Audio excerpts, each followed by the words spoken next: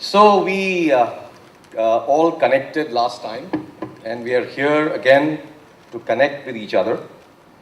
Well, actually, in the last connect where I left off is really where I would like to start. For many years, as I mentioned last time, I've been really fascinated with this whole idea of the future. What is going to happen to IT? When is IT really going to catch up with our brains? Before I sort of take you into the next part, this part of my talk today, I'd like to ask for some videos to be shown. You take a look at Wayne Gretzky's career, the numbers will astound you. He finished with 2,857 points. Pretty amazing stuff. The number 50 is a magical number in hockey history. Everyone strives to score 50 goals or the unthinkable, 50 goals in 50 games. Wayne simply blew that number away. While 50 goals in 39 games is the one record that's believed to be unbreakable, you can probably add a 51-point scoring streak to the list. We will simply leave it to the great one. As we were talking about the computer and the brain, I want to talk about Wayne Gretzky's brain and really what he actually does and how he does it. So basically, what does Wayne Gretzky do? So how did he become so successful in this very fast-paced game as you saw? He became successful because he studied the whole concept of ice hockey in great detail. And he studied and studied and studied and learned about it from his father and people around him, read the history, and finally he became one of the greatest ever in this game. And with that, he could actually predict where the puck is going to be. He didn't have to think. He just knew where the puck will be, and he'll be there to shoot it home. And that's really what our brain is capable of doing. It can actually have that 2-second advantage to win the game. Now let's see the next video, which brings us closer to home. With a bit more forward movement. That's awesome. That's one for the photographers and one for our memory. Arching back and has enough presence of mind. Oh, I'll get the bat on this. That has come right out of the middle of the bat. Our very own Sachin Tendulkar also does exactly the same. He's a great master of the game. He's really studied the game. He really knows how every field looks like in the world. He knows exactly what's happened, how he's been bowled out every time. And all that is there. So the wiring in his brain has completely changed from the original wiring. And this wiring has happened because of all of this hard work that he's done. They say that actually on anything, if you spend 10,000 hours of practice, you can actually be very, very good at predicting what's going to happen next. And imagine, any of us, if we can predict what can happen next, we can change the way we work. We can dramatically influence our businesses. We can take decisions which are radically different from the decisions that we would take just based on data. Now, how does our brain really work? Our brain is pretty much a predictive machine. Its intelligence is very much around this whole idea of predictability. But it really works in chunks.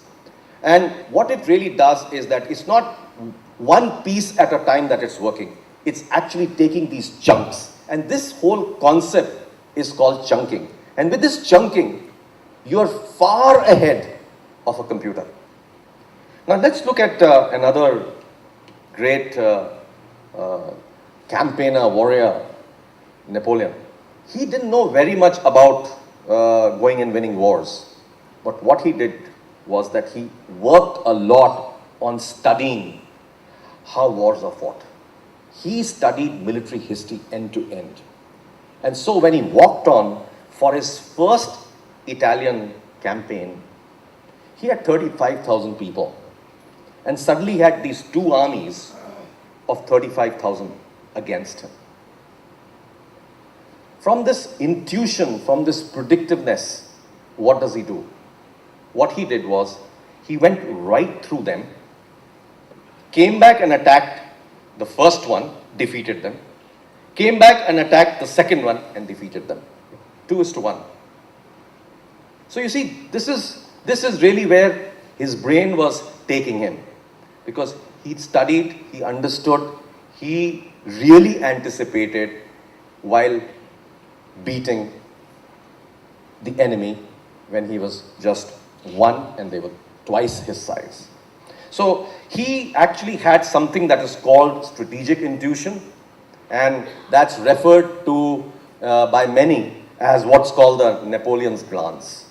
We are all seeing this huge data deluge taking place. The total world storehouse this year, 2011, will be somewhere around 1.8 zettabytes. A terabyte is 1000 GB, a petabyte is 1000 TB, an exabyte is 1000 PB, and a zettabyte is 1000 EB. So we're really talking in very crazy numbers. I mean, many years ago, we just used to talk about gigabytes, and suddenly we are talking about zettabytes. And really, that's the kind of storehouse that the whole world is sitting on today.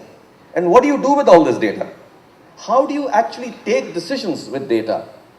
Data doesn't help in taking decisions. It's that one event or that one little extra information that can actually help you take the decision better. And that's really what you're looking for. Can you take some event-based decisions? So let's look at some real-time examples. I mean, Reliance is famous for its monsoon hangama. But Reliance also actually did something very interesting. They had huge amount of data. And what do they do with this data? How does this data benefit them? So, and they were also having a lot of churn in their customers. So what do? They actually came up with this whole idea that when a churn happens, when a customer leaves you, why is it happening? And they just started to look at that event. And so this event was when a lot of dropped calls happened for a certain customer at a certain time. And with this whole idea of dropped calls, they could predict when the customer is going to leave them. So before the customer left them, they sent them an offer, which he couldn't refuse, so that they could renew the subscription. So this whole idea of being able to predict when somebody is going to leave you as a customer is something that it's been done in India by none other than Reliance. And this change will change human history forever. And therefore, I just want to leave you with these thoughts. The whole idea today was to get you to think about this 2-second advantage. When you go back to your organizations, just think about, can I get that 2 second, 2 hours, 2 days, 2 months, 2 years? 2 years is a long time. Maybe 2 months, 4 months advantage. If you get that 2 months, 4 months, 6 months advantage, I guess you'll be in a much better shape than anybody else. You can really beat your competitors. You'll be able to predict what is going to happen. And if you can predict that slightly ahead of time, I guess your business will flourish. Thank you.